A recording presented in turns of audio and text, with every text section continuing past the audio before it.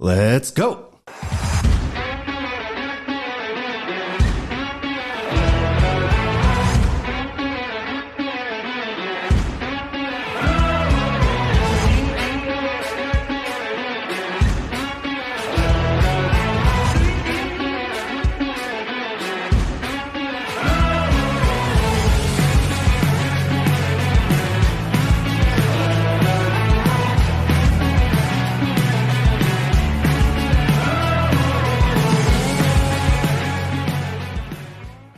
Welcome back to The Inside Lines, New Jersey's podcast for politics, news, and analysis.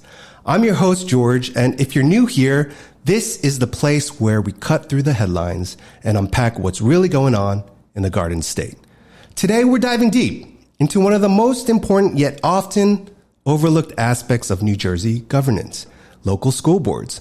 While we spend a lot of time talking about Trenton and Washington, the decisions made in school board meetings across our state directly impact hundreds of thousands of families every single day. Here's what most people don't realize. You can make a real measurable difference by serving on your local school board. This year alone, I led efforts that saved Paramus residents nearly $3.5 million in our school budget. And that's not small change. That's real money staying in taxpayers' pockets while still maintaining educational quality.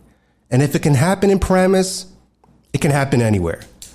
Joining me today is Michele LaTour, a trustee on the Northern Valley Regional High School District Board of Education. The Northern Valley District serves students from Closter, Demarest, Harrington Park, Norwood, Northvale, Otapan, Haworth, 7 municipalities working together to provide high school education in Bergen County. Michele is going to share with us her journey into public service, the real impact she's been able to make, the challenges facing school boards in today's climate, and what it's really like to make decisions that affect thousands of students, families, and taxpayers. If you never thought about running for your local school board, but wondered whether one person can really make a difference, this conversation is for you. So let's get started. Michele, welcome to the show. Thank you. I'm excited to be here. You know what? Let's start with your story. Okay. What led you to run for the school board? Was education always something you were passionate about, or did a specific event or issue motivate you to get involved? Well, COVID happened. Yep. So like most people, I woke up when the world shut down and was blown away by how our children were under attack. And with our insane governor, it was getting younger and younger with the radical sex ed things, people identifying as cats, boys and girls locker rooms, men and women's sports. At the time, critical race theory was the big buzzword. So one day I had just had enough, and I was listening to an interview with General Michael Flynn, actually, and he was talking about getting involved in local politics. So I reached out to my local Republican organization, and they connected me with my local state assemblyman, and we chatted, and I realized that the battlefield I wanted to jump into was school board. Before joining the board, how familiar were you with the inner workings of? I knew nothing. Yeah, nothing. Did that scare you a little bit, or? It was intimidating, but I felt a calling to step up. I felt like it was my duty and obligation as a mom and as a citizen to stand up for the kids. And really, things were crazy when I got involved. It was the beginning of, all the school board viral videos that you saw, and our meetings were no different. I mean, you were at one of them. They got pretty crazy. There were fights in the parking lot.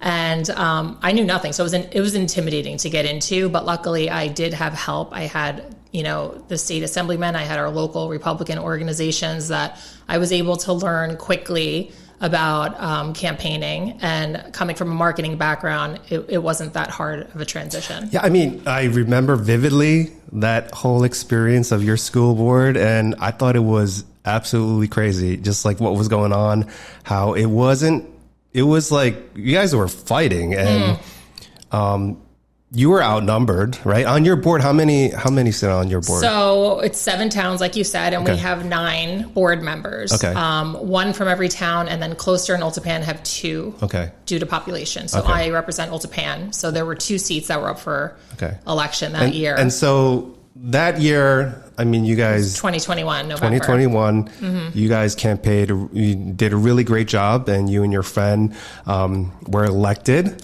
And she wasn't my friend. Right, she wasn't your friend until I met her, another like-minded mom, and we decided to, 2 were better than 1. So we teamed up and we just hit the pavement. We were out knocking on doors, and we were, our town's a little more conservative than some of the other towns in the district. So we were able to really lead with what we were fighting for, and people came out in force because they had had enough with what was going on. Let's go into a little bit about that campaigning and what you actually did, because these local races are really being boots on the ground. Like you have to go to every single house in your town, and It's the best that you can. You have to do mailers, speak at every possible town event you can.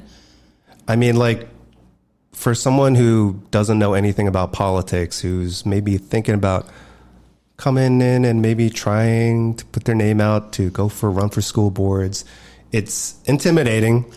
Honestly. It could be, but there's a lot of towns that don't have anyone even put their name in. Right. So if you put your name in, you're automatically on. Right. We have 2 towns that are up right now for our school board that no one has put in yet. I think people are, but if no one does, whoever puts their name in, this is one of the interesting elections with regards to school boards, because it's not just one position. A lot of towns, like my town, we have 9 people on our board, but there's always 3 seats that are available each election cycle. So that's every year. Yeah. So you have a better chance than running for like one single position in like an assembly race or a mayor, like a mayor's race or whatever it is. So the chances of you getting onto the school board are high. Increased. Yeah, increased. Yeah. And you have a really good chance. So you got onto the board, and obviously there's crazy people here and there. They're always coming out and saying all these things. What were some of those early challenges that you faced? Like when you were, it was your first meeting. You have the reorg in January. Yeah, it was hostile. Yeah. So we came into a hostile environment. Yeah. We were the underdogs, and we came with the people behind us. So it was like the angry mob was backing us 2 candidates, and we were going to get in and shake things up. So already everyone was on their defense with us. And, you catch more flies with honey. So we took the tactic. We knew right off the bat that we weren't going to win in any votes. We were outnumbered 7-2. So what could we do as a minority? Yeah. And we had the people behind us. So we had the parents, and I'm talking hundreds of parents that would show up. They would write emails, really consume the administration's time and, chirp a lot. And the media gets, starts covering stories. Nobody wants their school getting bad press. Right. So we found the tactic of us bringing to light the things that we could find now that we had eyes on the inside. So we were really able to get into the curriculum, which that was our number one goal was, like, curriculum. How did you get into it though? Because like, I don't know about your board, but my board, sometimes it's very difficult to get like access to textbooks. Oh, yeah. Now they do even have textbooks. It's all like on computer, right? So, yeah. And then they say, oh, you need to get a license. You can't get access to it. They make all these excuses, and like, they're not going to hand it over to you. Right. They're not. So you have to know how to dig. So for me, I was able to use leverage to get myself on the curriculum committee. So each board, for people that don't know, they have committees, finance, administration, building and grounds. Curriculum was the one I really wanted. And my running mate, she was a former CPA, so she wanted finance. So we wanted to know where the money was being spent, and I really wanted to know what it was being spent on. Follow the money, right? Follow the money. It always takes you there. It's always the money. So we basically, on that reorg meeting, said to the president, because we both voted no to him being president, and we didn't have a good relationship, but we did have the people. And we said in a nice way that if you want our meetings to be short, then you better put us on the curriculum and finance. And he did. Okay. Wow. He took us off of those later after some fights, but initially we got on, and I was able to see the curriculum. You guys filled your auditorium. We did. Like, there were hundreds of... Those were the fun days. When I was in the audience. It definitely makes it interesting because, not a lot of people show up at our board meetings these days, and some of them Zoom in. But, how long are your board meetings now? Because I just had one yesterday. Our board meetings are still they average 5 hours. Oh, and wow. Yeah, No. we do 5 hour board meetings. And we just had a really long one because we let go of a coach, and that started a whole uproar within the community, and we couldn't explain the reasons why. So a lot of people came out and spoke and were angry. So I got to actually experience it on the other side with people yelling at me for the first time. Yeah. But typically 2 hours, I'd say. Two, maybe three. You're lucky. Because we have a lot of closed sessions, and I don't know if you're experiencing this in your district, but in your regional district, but do you have a lot of HIV cases that come in front of you? Yes, less since we've made some changes with the principals. And what kind of changes have you made? We've gotten new principals. Oh, new principals. Yeah. Okay. Last year we were having an issue where everything was being considered a HIB, and that's harassment, intimidation, bullying for people that don't know. And it was to the point of ridiculousness. And we my running mate actually made a comment, and we buckled down on that, where not every single thing was going to be a HIB. And since then we've seen less, but we still maybe get 10 or so. It's crazy. Some of these things, back in the day when I was in school, and probably when you were in school, these things weren't HIV.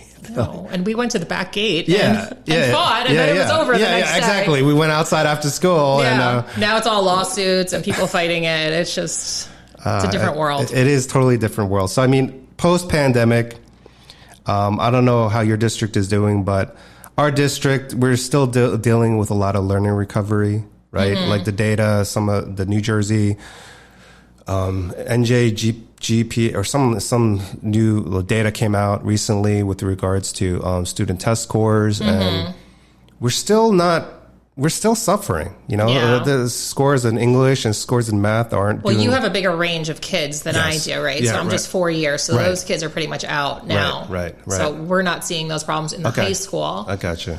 But maybe the other districts that have K through 12. Yeah, so that's one of the things that we're dealing with.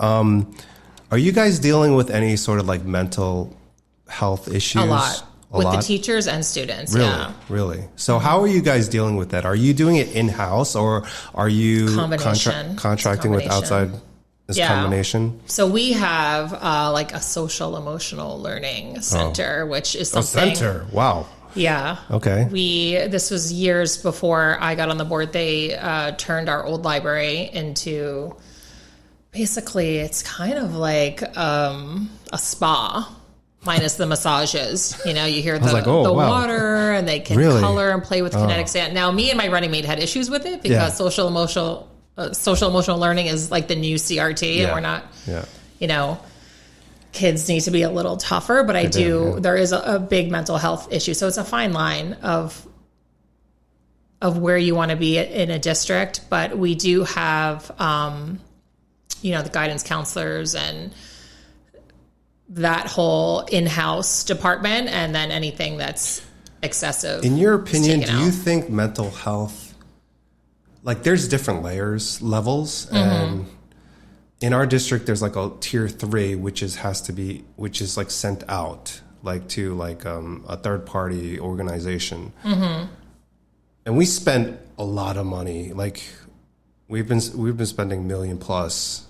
Wow. And I'm kind of against that because I'm just wondering if these students have such high levels of mental health issues, should they even be in school? And is it the school's responsibility to be providing this sort of care to these students? And so that's the question that comes in my head. What is your take on it?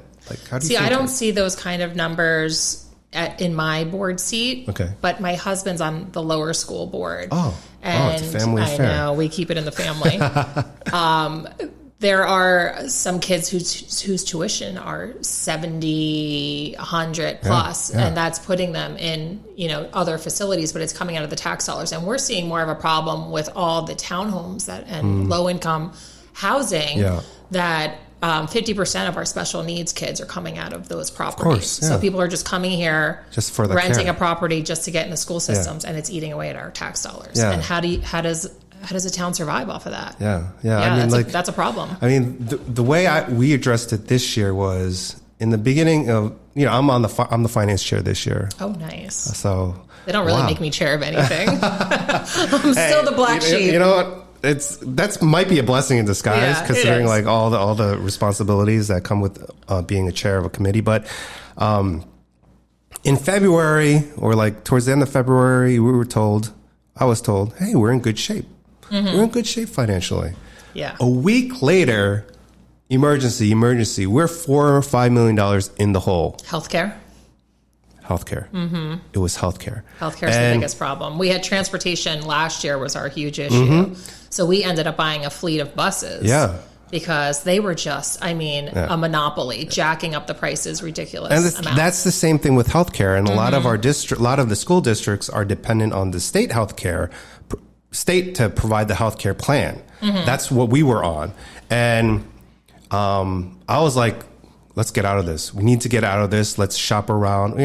My background is insurance, so it's always like, perfect. Shop around, find the best deals. And I kept pushing the administration, like, let's hurry up and do this and do this and do this. That leads to almost $3 million in savings. Good job. Just for me, nobody being persistent and being like, this is ridiculous. And because healthcare is going up for everyone, and we see it. I think the assembly or senator in your, I forgot her name, in your district, she put out a notice about like how healthcare is going up. And this is like months later after the fact that it's affecting a lot of these school districts, because what do you do? And it's crazy because I was told that the amount of healthcare that we provide for each teacher, the cost of it was like, if they have a family of 4, like they're married and 2 children, it's like $40,000. It's crazy. A lot of people just take jobs for the healthcare. Right, for the healthcare. And it's just like, I'm not getting $40,000 worth of like healthcare for myself. I'm sure you're not. I mean, I'm a business owner. I'm also not on tenure where I can show up to work drunk or not do my job and still have a job. Right. And so I was just like, this is not right. This is not right. And so, the great thing about being on the chair is I can request the budget too and go line by line item. And I was looking through that budget and finding weird things like $75,000 reserved for like online gaming. What? Yeah. What's going on in your district? I don't know, but that's like, it's a 150, 200 page document, and I'm just going through it because I'm trying to figure out where can we save money, because we're in the hole of $4 million and it's gonna. That was us last year. This year we were a little bit in a better off situation. And there's money reserved for like really crazy things. Yeah, the and roof nobody knows. Nobody knows. And so I don't know, like. So this year, was your budget okay? Like, did it go smoothly? Because for us, it was tough in the beginning, but we have a really good business administrator, and we were able to. We just told him no, we're not going up this high, and we figured it out, and we got some grants that worked out for us, and we were okay. Yeah, like we've never since I've been there had to go out to vote or anything. Okay, but it continues to be an issue. The healthcare, and next year is going to be a really big issue, I think, for a lot of districts, because it's only going to go up. I know. Everything is going up. So glad I won't be the chair next year. Well, I've got to get reelected first this November. Are you up? Are you on the ticket? I'm on the ticket. I was on the ticket with Trump. That was exciting. Yeah, you mentioned Trump, and this is totally not out of the bounds of like school board or whatever. How do you think he's been doing? He's been in office, and we're almost into August, so it's 7 months. What's your take? I love Trump. He was the only option. I mean, for our country to survive, I really don't think we would have a country if we let the Democrats run it any further. I think he's playing 5D chess, and we don't know all the moves that he's making. Yeah. But I'm confident in the things he's done. Yes, I want to see the Epstein list, and there's things that I want now. Yeah. But I trust him, and I know that ultimately we're going to be in a far better place than we would ever be with anyone else. Like him or not, he's gotten so much accomplished in the shortest amount of time. The first 100 days was crazy. Any other president ever. And even his last term, with everyone fighting against him. Yeah. Everything he accomplished. I definitely think there's divine intervention. For sure. I mean, we saw him get shot and like two times assassination attempts. One that we know of. Yeah, that we know of.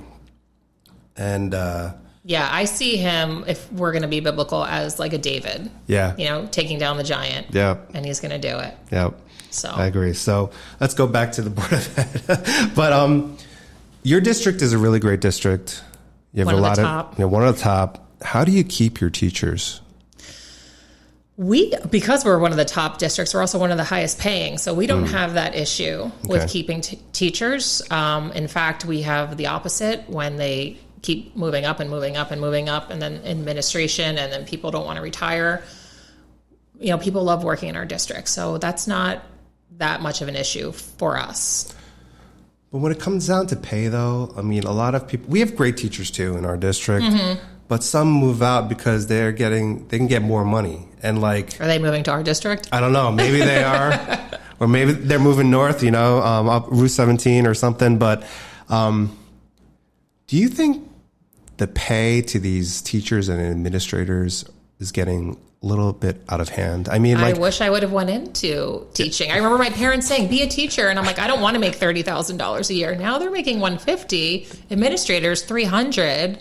We just did it's not a bad gig. Superintendent, he has a 5-year contract. He was going into his 4th year and he wanted to renegotiate and he was asking for more. And like, I was doing calculations. So if this person, because I like him, he's a good guy. But after another 5 years, he's going to be making what, 350 plus? Like another 5 years, 400. Like, when is it ever going to stop? Like you're making a tremendous amount of money, and you're off Wall Street. Yeah, which is like insane to me. Like you're making this much money. Yeah. Off of the students, basically. Well, the best students. I'm a big promoter of school choice, and I think if we were to be able to take our tax dollars and spend it where we want to, then control it. We would control it. How do we get there, though? Like school choice. I mean, it's never going to happen with the teachers union. It's not going to happen with the Democrat governor. Right. So step one is to get our governor, Jack, elected, or whichever Republican, but hopefully him, because he's the next one on the ticket. Right. I remember. I don't know if I'm recalling this, but weren't you trying to make a school or something? That is something, and it's funny because 2 people have asked me about it in the past 24 hours. Oh, really? So you're the third. Oh. But so I follow on Instagram this school called the Little Red Schoolhouse or Little Red Barn House, and it's a Christian private school. It's run all like at a farm in a one-room schoolhouse like it was back in the day. Mixed grades. And the kids, they do their core learning, but they spend a majority of their time outside doing life skills. And I have the property. I have the barn. I actually found the teacher yesterday, and we'll see. I need the funding to get it started, but let me know because I'll send my kid. Yeah, I think we would have like a 5-year waiting list, to be honest, because so many people want something alternative for their kids. And the biggest problem is I have a 7-year-old son, and you'll see this as your son gets older. They can't sit still at a table, at a desk for 6 hours. It's not ADHD. It's just they're wired differently. Like boys can pay attention for maybe 30 minutes or an hour, but then they need to go outside and play and explore and do things with their hands. Exactly. And girls are different too, because then they can sit longer actually and like do things, without moving around. So, keep me posted on that because, and I don't know, maybe I can get bumped up the list or something and not be. Oh, for sure. But because like my son's 3. So this fall we're sending him to like a school at a church, at a Korean church, and so he'll be going there. But like after that, it's like where do we?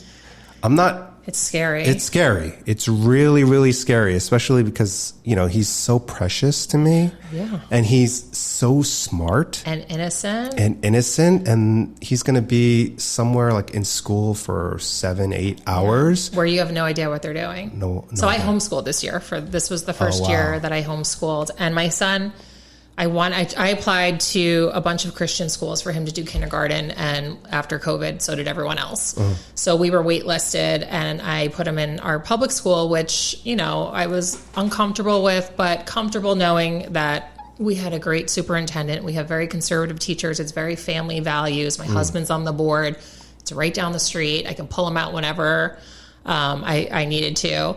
But you still have the state of New Jersey. Yeah. And one day they decided to come in. They were supposed to be doing an in-class assembly for kindergartners.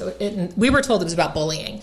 And then we got an email sent home to the parents, and basically there was a Zoom call that the state that needed to talk to the parents. And right away, that was a red flag for me as a board member. It's like, why do they need to talk to us? What do they need to disclose? Yeah.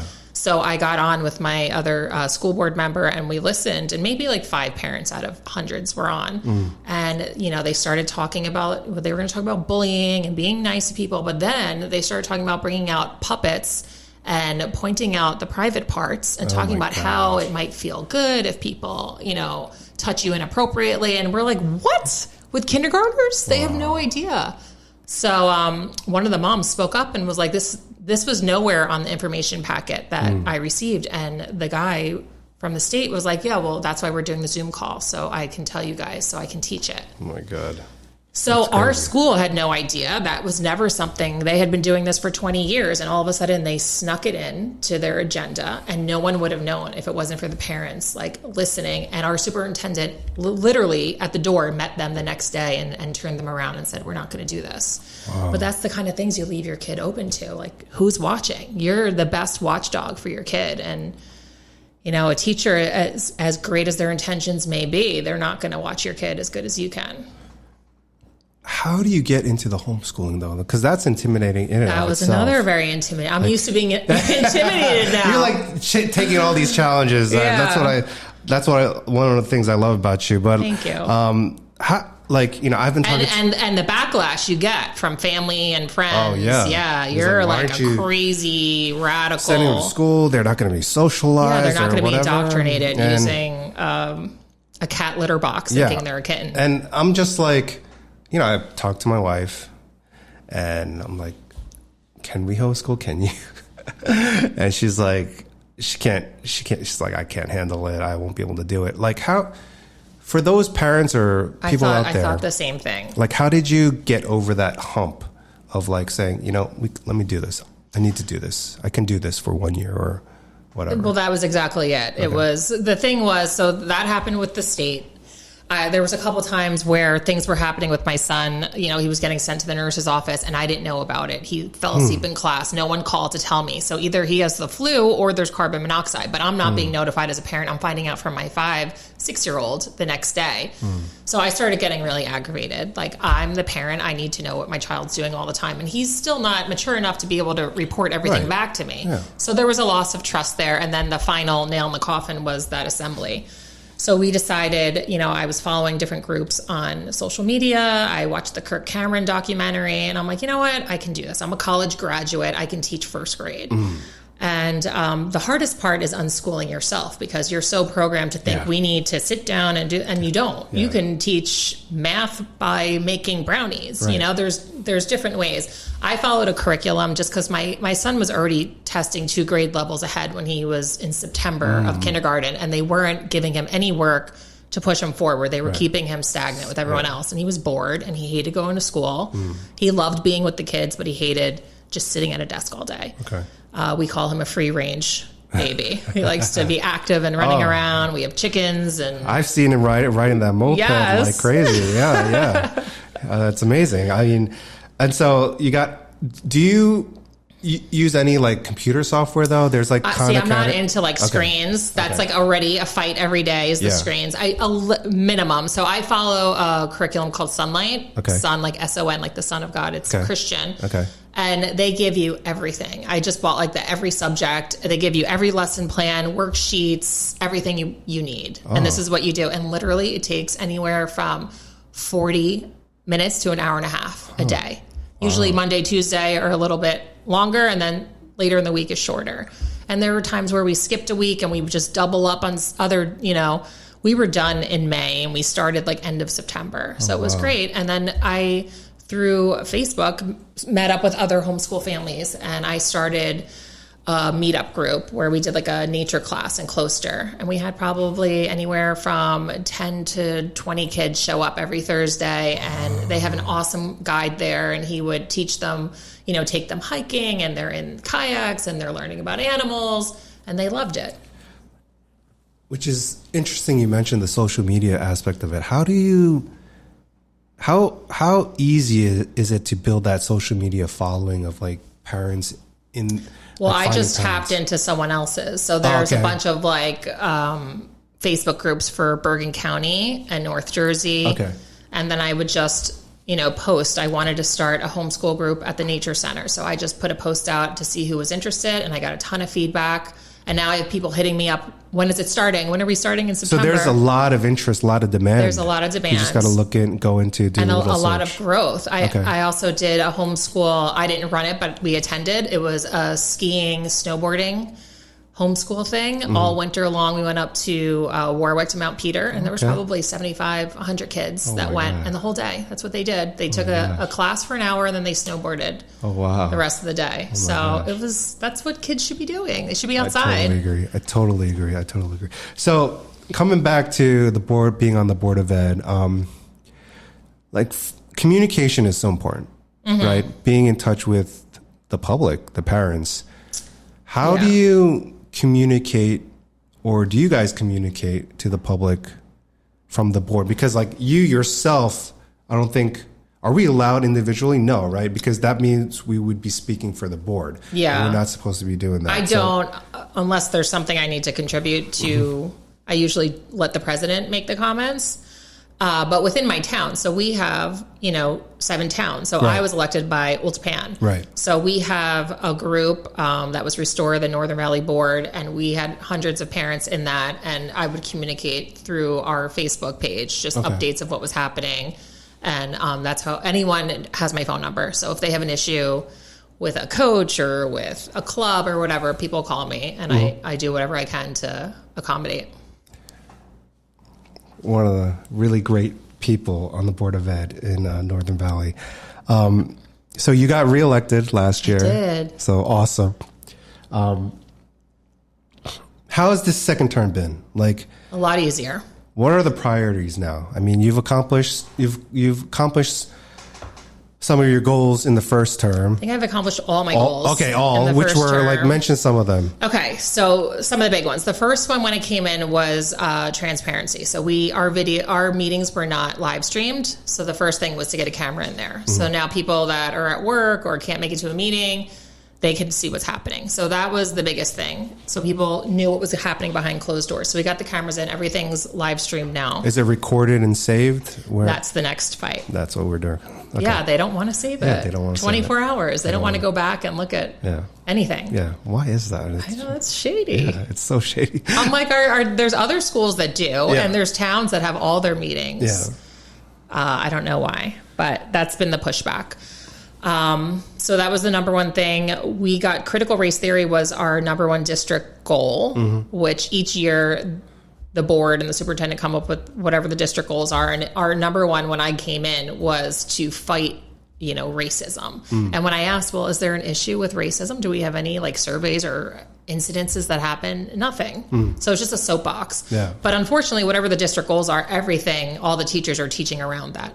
So that was we got that out, and we brought the goals back to focusing on education and, things in the center. There were some books like All Boys Aren't Blue that we had removed from our recommended reading list.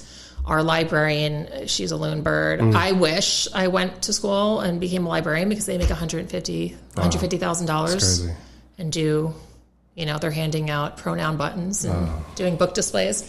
But our librarian, one of our librarians, I should say, was out of control with the book displays. Like every month was an LGBTQ holiday that we were celebrating. And it didn't matter if it was Christmas or Thanksgiving or Valentine. It was some LGBTQ holiday that her whole book display was.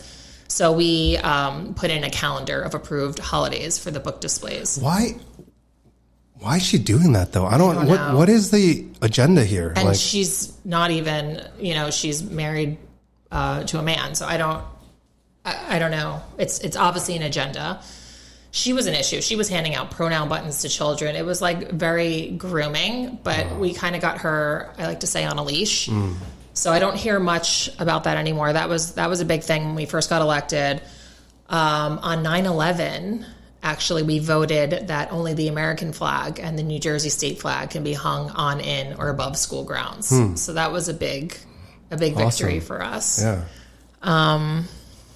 What else? I can't think of other ones. Well, you've got a lot done. So now what's on the plate?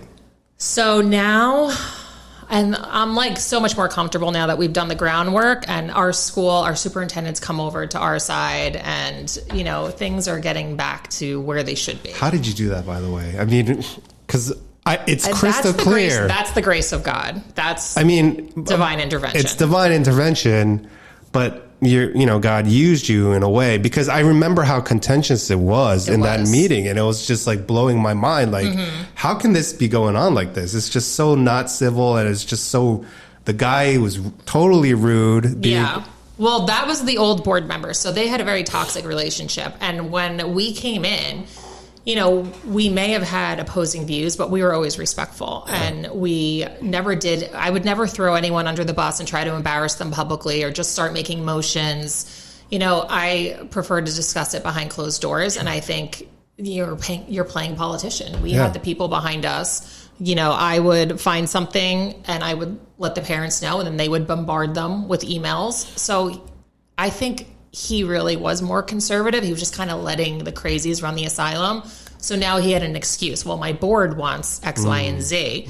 So he didn't have maybe the balls to do it on his own. Yeah. But when we were pushing, I think we made an ally quick. So that was definitely beneficial for us. Wow. And now there's things that I don't even have to mention. Like, he'll just hand me a book list and say, look, go nuts. Let me know what's in there. And then he actually developed an AI program to weed through books to pull out all this sexual content. So I think out of our last list, we pulled out like 100 books. 100 books. Yeah, and now we're just cutting back on buying new books for the library because we don't need to continuously buy all these books. For what purpose? Right. And one of the things that I really was frustrated with, and a lot of parents were complaining about, was all the pronouns on the email signatures from all the teachers. Everyone has their soapbox that they're standing for, and it's just unprofessional. And I was just like, I worked in corporate America. I can't just put whatever Bible verse I want at the bottom of my email signature. It's got to be uniform. So now we have a uniform email signature. So that solved that problem. Oh. And I think I'm doing the Maha route, and I really want to look into the food. Food is crazy. The cost of it, but the health content. Yeah, and that's one thing that worries me too, because you look at other countries, and I'm Korean American, so you look at Korea and you see what they serve their kids. It's all like fresh food.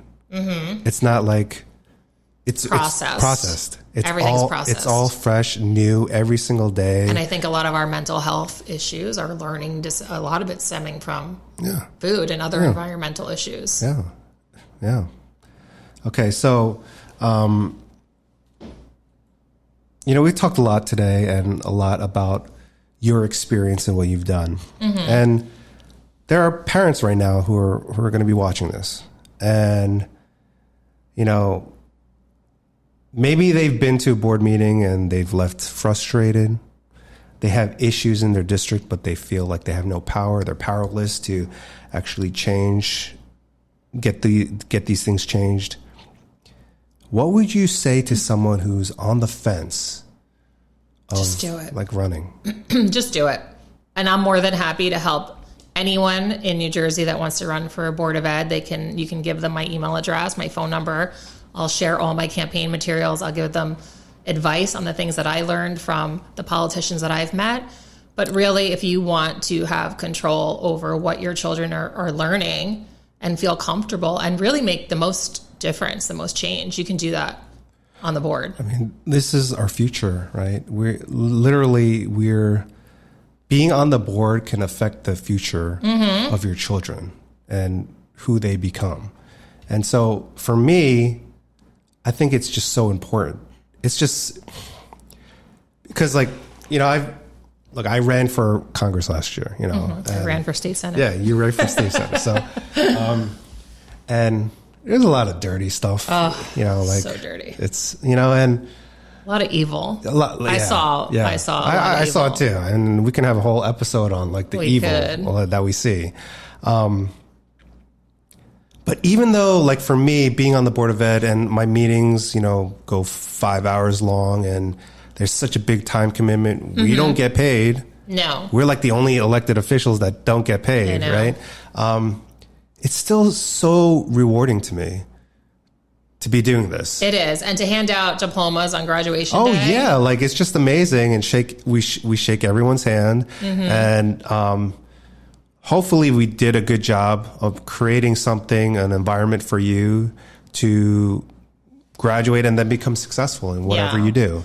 I've literally had parents come up to me and say, I was going to send my son or daughter to private school, but when I found out that you were on the board, I felt safe. Wow. You know, so they felt like there was an extra set of eyes. Yeah, and that you're fighting to protect. Yeah.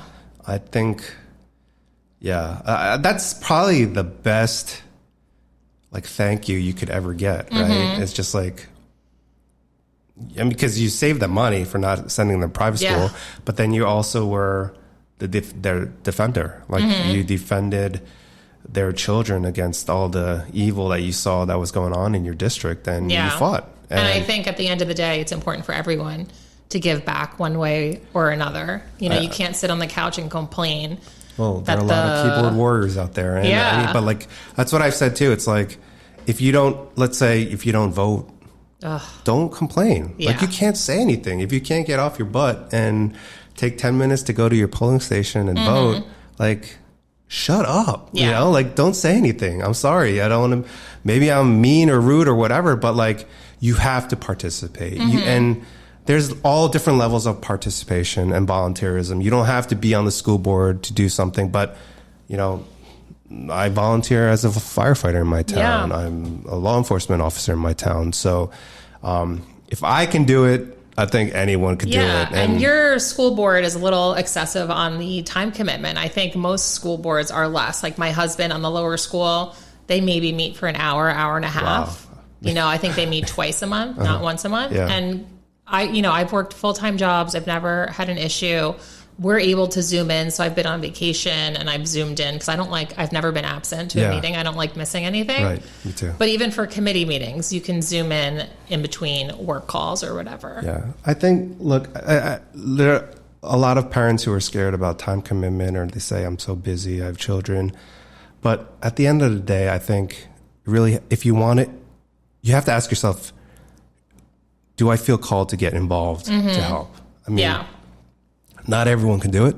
No. But it does take a special type of person.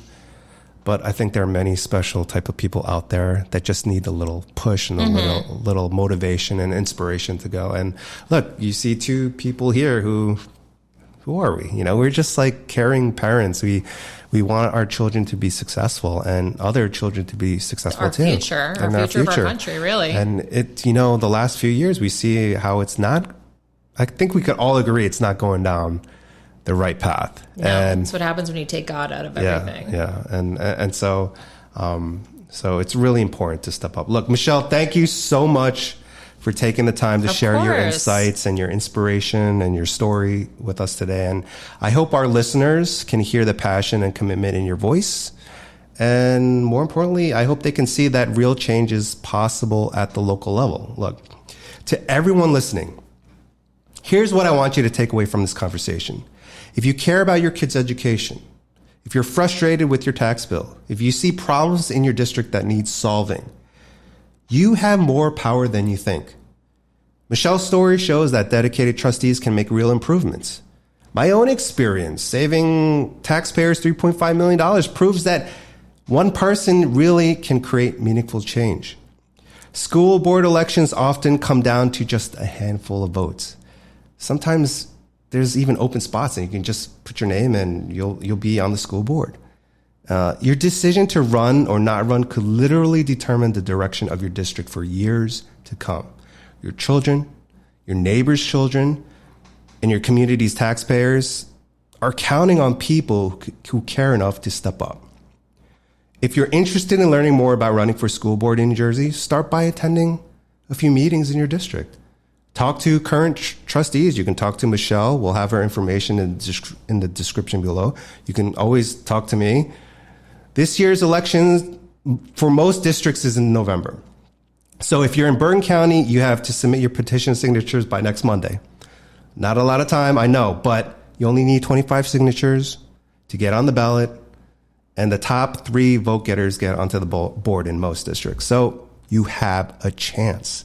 Don't let someone else make decisions about your children's future when you could be at the table yourself. Michelle and I both know and that you can absolutely make a difference. Michelle, thank you again, not just for being here, but for your service and advocacy. I know firsthand how much time and energy this kind of work takes. And our communities, your community, is much better off for it. So thank you. Thank you. So that's a wrap for this episode on the Inside Lines. Thanks for listening. Don't forget to share your thoughts and comments. Please subscribe to us on our YouTube page and wherever you get your podcasts. And if you have suggestions for future guests or topics, let me know. Until next time, stay informed, stay engaged. I'm George, and this is the Inside Lines.